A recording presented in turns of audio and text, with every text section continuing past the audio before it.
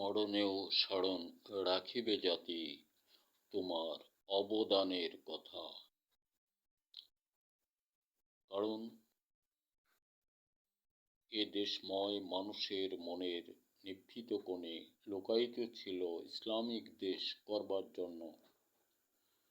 এটা আল্লাহ ও সমগ্র মানুষের প্রচেষ্টায় ডক্টর মোহাম্মদ ইউনূস সাহেবের মাঝ দিয়ে ইসলামিক রাষ্ট্র বলে পরিচালিত হচ্ছে বলে সমগ্র জাতিকে ধন্যবাদ জানাই এবং দিন ও দিন ইসলামের সকল নিয়ম পদ্ধতি মেনে চলবার জন্য দেশবাসীর কাছে আন্তরিক অভিনন্দন রেখে করজোড়ে মিনতি করছি সকলের আগামী ভবিষ্যৎ ইসলামের দিকে অগ্রগতি বাড়াবার জন্য।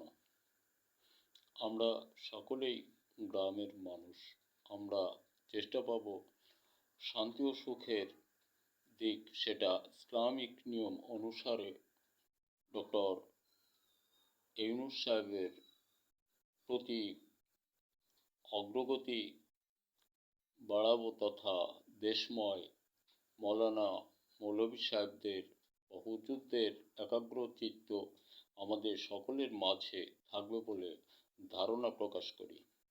তাহলেই বোধ করি মহান আল্লাহ রাজি খুশি হবেন, দেশ বাংলাদেশটাকে সুন্দরে ভরে দিতে সাহায্য করবেন। যে শব্দটি উচ্চারিত হয়েছে এটা